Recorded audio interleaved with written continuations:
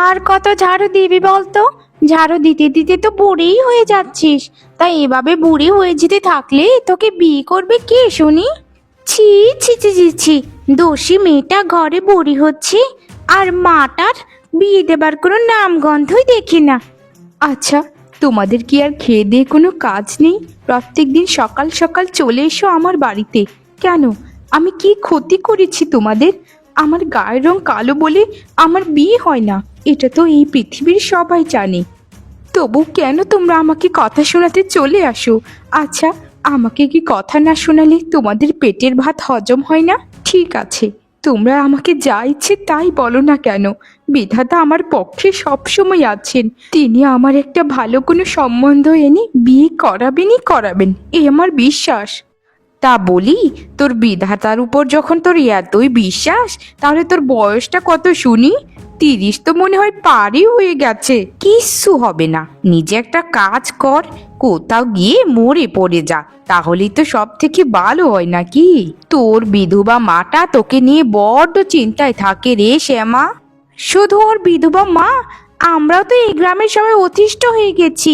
এই গ্রামের সব মেয়েদেরই 18-র পর বিয়ে হয়ে যায়, কিন্তু এ তো আইবুড়ো হয়ে ঘরেই পড়ে রইল। আচ্ছা বলি, তোর জীবনে হাজার খানেক পাত্র তো মনে হয় দেখে গেছে, একটাও কি পছন্দ করেনি তোকে? না বৌদি, আমাকে কেউ কোনোদিন পছন্দ করেনি, কারণ আমি দেখতে কালো, কুৎসিত, কদাকার। আমাকে কে নেবে তার ঘরের বউ হিসেবে? আমাকে আমার মতো দয়া করে থাকতে দাও। তোমরা এখান থেকে চলে যাও বলছি। আমার আর ভালো লাগছে না তোমাদের সঙ্গে কথা বলতে। তোমাদের সংসারের কাজকর্ম তোমরা মন দিয়ে করো, এটাই তোমাদের পক্ষে সব থেকে ভালো হবে। এই চল চল, এখান থেকে চলে যাই। এই কালিটার এখানে থেকে আরো মনটা আরো খারাপ হয়ে গেল আমার। সকাল সকাল উঠে এদিক দিয়ে যে কেন যাচ্ছিলাম কে জানে। বেশি না, এই পুরো গায়ে ওর মতো একটা অলক্ষণে মেয়ে থাকলেই হয়। এত অলক্ষী যে কেউ এর সংস্পর্শে আসলে ওরও জীবনে বিয়ে হবে না। আমার মেয়েটাকে তো বলেছি যে ওই কালী শ্যামার সাথে কোনোদিন কথাও বলবি না। আর বলো না, পুরো গাটা পচে গেল ওই ও লক্ষ্মী কালী শ্যামার জন্য। এই পুরো গায়ে ওর মতো কালো মেয়ে আর একটাও নেই। আমরা যে কি করব, আমার মেয়েটাকে নিয়ে পড়েছি মহা জ্বালায়। এখন আমার মেয়ের বিয়ের সময়, কত পাত্রপক্ষ আসবে, কিন্তু এখনো আসে না। আরে কাকিমা, ওই সব কিছু ওই গ্রামের শ্যামার জন্যই হচ্ছে, কারণ ও হচ্ছে একটা অলক্ষণে মেয়ে। জানোই তো কিভাবে ওর বাপটা মরে গিয়েছিল। ও যখন জন্মিয়েছিল তখন ওর বাপের উপর একটা গাছ পড়ে সেদিনই ওর বাপটাও অক্কা পেল। কি যে বলো না তুমি! শুধু কি তাই, আরো কত ঘটনা। ওর যখন 5 বছর বয়স, তখন ওর মা সব সম্পত্তি হারিয়ে ফেলে। কোনো দোষ থাকা না সত্ত্বেও মোড়ল তার মায়ের সকল সম্পত্তি হাতিয়ে নেয়। এগুলোই হচ্ছে অলক্ষণের প্রধান লক্ষণ। প্রথমে তো ওদের পরিবারটাকে খেয়েছে, এখন আমাদের পুরো গাঁটাকে খেতে বসেছে। আসলে ওকে যদি গাঁ থেকে না তাড়াই, তাহলে দেখবে বড় একটা বিপদ আপদ হয়ে যাবে।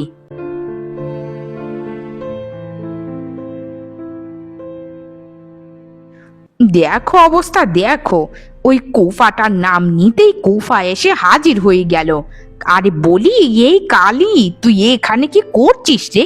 জানিস না এই সময় যে গায়ের বধূরা জল নিতে আসে নদীতে? সে কথা তো আমি ভুলে গিয়েছিলাম কাকিমা, কিন্তু আপনি আমার সাথে এরকম ভাবে কেন কথা বলছেন? আপনার সাথে তো আমার এই জীবনে বড় জোর 2-1 বারের বেশি কোনোদিন কথাই হয়নি, তবে কেন আমার সাথে এই ব্যবহার করছেন বলুন? বাহ বাবা বাবা বাহ, কথার কি ছিরি দেখো কালিটার। তা তোর চেহারাটা কি আয়নায় কোনদিন দেখেছিস যে তোকে কেমন দেখা যায়? যদি না দেখিস, এই নদীর জলে এসে দেখ একটু, তোর জন্য পুরো গায়ে একদম বিরক্ত হয়ে গেছে। বৌদি, গায়ের রং কালো হলে কি কোনো মানুষ অভিশপ্ত হয় বলো? এটা কি আমি করেছি? এটা তো আমার বিধাতা আমাকে করেছে। তিনি চেয়েছিলেন যে আমি কালো হয়ে জন্মগ্রহণ করি, তাই কালো হয়ে আমাকে পৃথিবীতে পাঠিয়েছেন। এতে আমার ভুল কোথায়? নিজের তো বিয়ে হয় না, আবার ভুল খুঁজতে চলে আসে। তা বলি, তুই যে ঘরে থেকে আইবুড়ো হচ্ছিস, তা আমাদের গ্রামের মানুষের কানে কি কথা পৌঁছয় না নাকি? হাজার খানেক পাত্র তোকে দেখে গেল, কিন্তু কেউ তো তোকে পছন্দ করলো না। শোন কালী, তোকে যেন এই গায়ের নদীতে কোনোদিন জল নিতে না দেখি, তাহলে কিন্তু খুব খারাপ হয়ে যাবে। এখান থেকে যা বলছি, যা।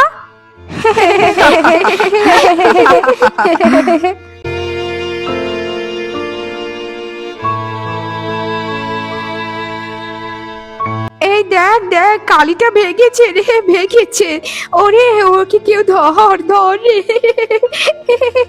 কে রে শ্যামা, তুই না নদীতে জল আনতে গিয়েছিলিস, কিন্তু এ তো দেখি কলসি খালি, আর তোর চোখে বা জল কেন?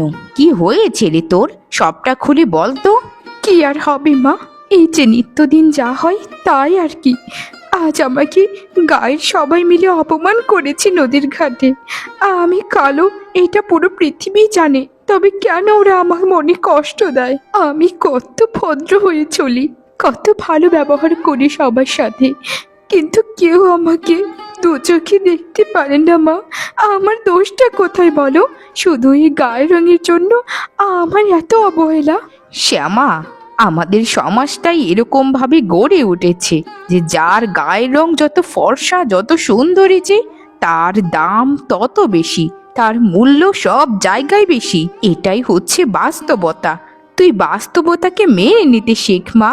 তোর গায়ের রং কালো বলে আজ থেকে মনে হয় শখানেক পাত্রপক্ষ তোকে দেখে মুখ ঘুরিয়ে নিল। মা, তবে কেন তুমি আমাকে এত বড় করেছো কষ্ট করে? যেদিন জন্মেছিলাম সেদিন গলা টিপে আমায় মেরে ফেলতে, তাহলে আজ আমাকে এত কষ্ট পেতে হতো না, আর তোমারও এত যন্ত্রণা থাকতো না মা। কেন আমাকে এই পৃথিবীতে এনে তুমি দুনিয়ার বোঝা বাড়িয়েছো মা? কেন মা, বলো। বাদ দে এসব, কাল তোকে আবারও পাত্রপক্ষ দেখতে আসবে, দেখি কি হয়।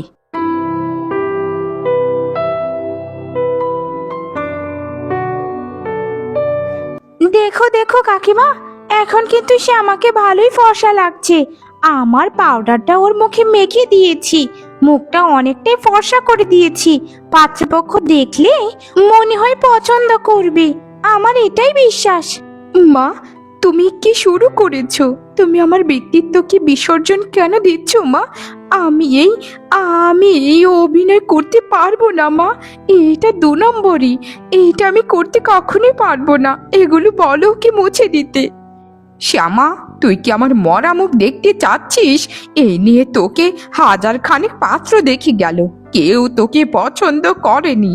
এখন এই কায়দা ছাড়া আর কোনো উপায় নেই।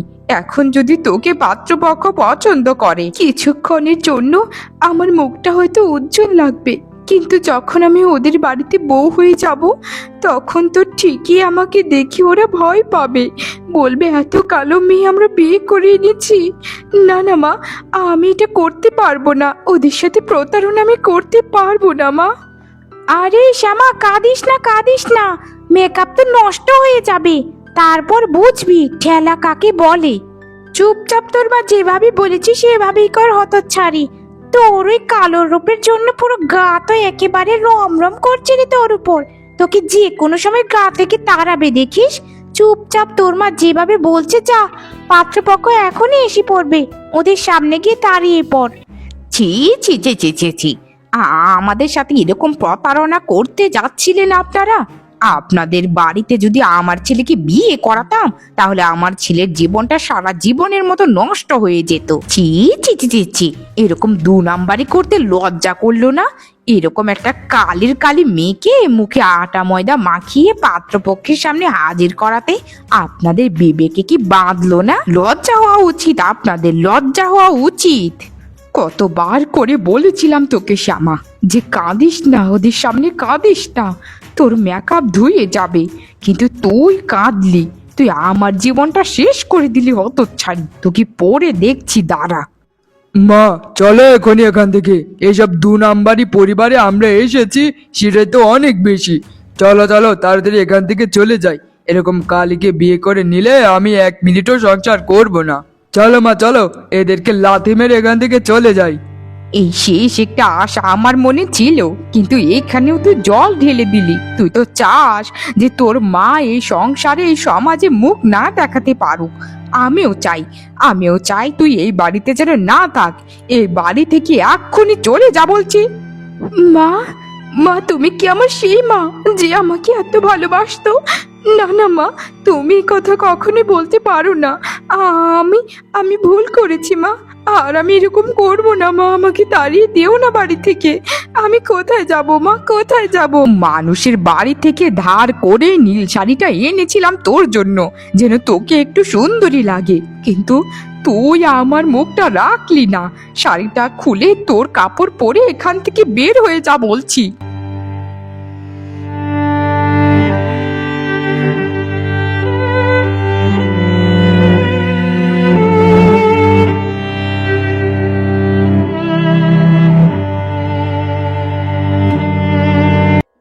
হাঁটতে হাঁটতে আমি কোথায় চলে এলাম? এখানে তো দেখা যাচ্ছে ভয়ঙ্কর জঙ্গল। আমার তো খুব ভয় করছে। না না, ভয় পেলে চলবে না। আমি ওই বাড়িতে ফিরবো না। আমার ওই বাড়িতে গেলে মা আবারও কষ্ট পাবে। আমি চাই না মায়ের মনে আর কষ্ট দিতে। জন্মের পর থেকে মাকে শুধু কষ্টই দিয়ে আসছি। বাকিটা জীবন এই জঙ্গলেই কাটিয়ে দেব। এখান থেকে আর ফিরবো না। যে সমাজ আমাকে মেনে নিতে পারেনি, যে সমাজের জন্য আমার এই কালো রূপের কোনো দাম নেই, সেই সমাজে আমি আর কোনোদিন ফিরবো না কোনোদিন। বিধাতা, তোমার উপর ভরসা রেখে এতদিন আমি থেকেছিলাম, কিন্তু আজ তুমি আমাকে আশাহত করলে।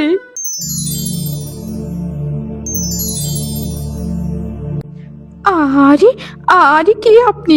এই গভীর জঙ্গলে কি করছেন? আমাকে ছেড়ে দিন, আমাকে ছেড়ে দিন। আমি কিছু করিনি। আমি এখন এখান থেকে চলে যাচ্ছি। আমাকে দয়া করুন। ভয় পেও না শ্যামা, আমি তোমার বন্ধু। আমি তোমার কোনো ক্ষতি করব না। আমি তো এসেছি তোমাকে সাহায্য করতে। আমি এই পুরো জঙ্গলের বনপরী। আমি চাই তোমাকে সাহায্য করতে, কারণ আমি স্পষ্ট দেখতে পাচ্ছি তোমার মনটা কাছের থেকেও স্বচ্ছ আর পরিষ্কার। তোমার মনে কোনো হিংসা বিদ্বেষ কিচ্ছুটি নেই। তোমাকে যারা কষ্ট দেয় তাদেরকেও তুমি বুকে টেনে নাও। বনপরি, এইসব বললে কিচ্ছু হয় না বনপরি, কিচ্ছু হয় না। কারণ আমার এই কালো গায়ের রং সব কিছুতেই বাধা সৃষ্টি করে। আমি আমি কারোর সাথে কথা বলতে পারি না। এই সমাজ আমাকে মেনে নেয় না। এই সব কিছু বিধাতার পরীক্ষা। যে ভালো তার পুরস্কার নিশ্চয়ই অবধারিত। তুমিও তোমার পুরস্কার পাবে। তুমি অতীব সুন্দরী এক রমণীতে পরিণত হবে। এটাই আমার আশীর্বাদ। আরে আরে, এ কি হলো আমার সাথে? আমি তো অনেক সুন্দরী হয়ে গেলাম। আমি আমি তো নিজেকে নিজে বিশ্বাস করতে পারছি না। আমার পুরো শরীর দুধে আলতা হয়ে গেছে। তোমায় তোমায় অনেক ধন্যবাদ বনপরি। তোমার এই ঋণ আমি কোনোদিন শোধ করতে পারবো না। ধন্যবাদ দিতে হবে না বন্ধু।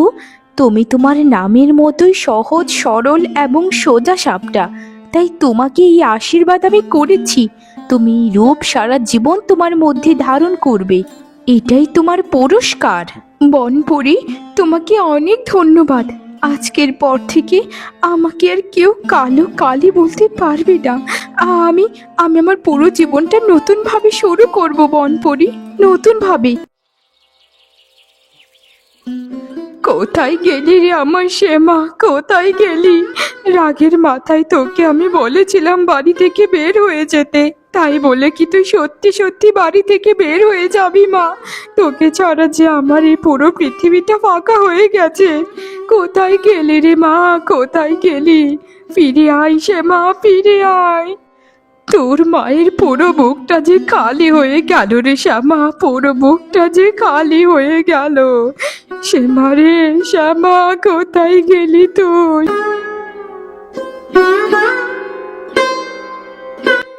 কে মা তুমি? তুমি এত সুন্দরী, তোমার কাছে তো চাঁদও হার মানাবে। তুমি কি আমার মেয়ে শ্যামাকে দেখেছো মা? আমার মেয়েটাকে যে কাল থেকে খুঁজে পাচ্ছি না। আমার মেয়েটা কোথায় গেল গো? মা, আমাকে তুমি চিনতে পারছো না? আমি তো তোমার শ্যামা। আমার আমার দিন বদলে গেছে মা। বোনপরি আমাকে আশীর্বাদ দিয়ে এত সুন্দরী বানিয়ে দিয়েছে। মা, আমাদের আর কোনো দুঃখ নেই। এ কি বলছিস তুই? আমি তো কল্পনাও করতে পারছি না যে তুই আমার শ্যামা মা। কিন্তু এটা কি করে সম্ভব?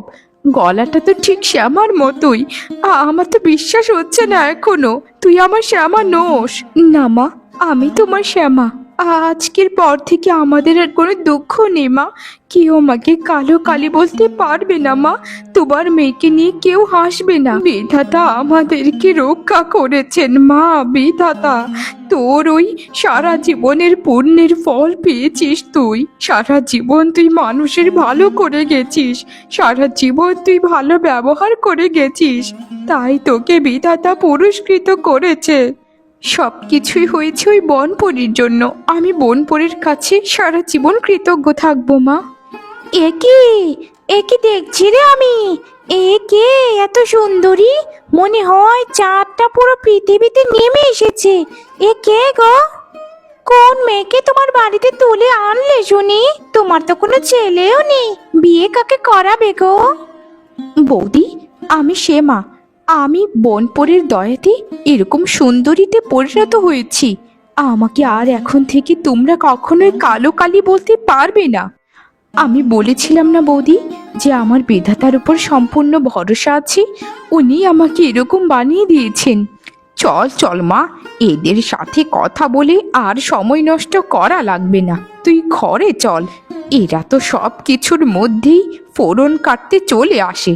ভালোর মধ্যেও যন্ত্রণা তাদের, খারাপের মধ্যেও যন্ত্রণা। আমাদের বই গেছে, তোমার মেয়ে সুন্দরী হয়েছে, তাতে আমাদের কি? এই চলো চলো, আমরা এখান থেকে চলে যাই। খবরটা পুরো গাকে তো আবার দিতে হবে নাকি? এই অলৌকিক ক্ষমতা কিভাবে কি করেছে সবাইকে তো শুনতে হবে। হ্যাঁ হ্যাঁ হ্যাঁ হ্যাঁ, তাড়াতাড়ি যাও যাও, খবরটা গিয়ে দাও। আমার মেয়ে সুন্দরী হওয়ার খবরটা সবাইকে পৌঁছে দাও। এবার দেখবো আমার মেয়েটাকে কে না বিয়ে করে। আমার মেয়েকে যেমন তেমন মানুষের কাছে বিয়ে দেব না, আমি সেরকম বড় লোকের কাছে দেব।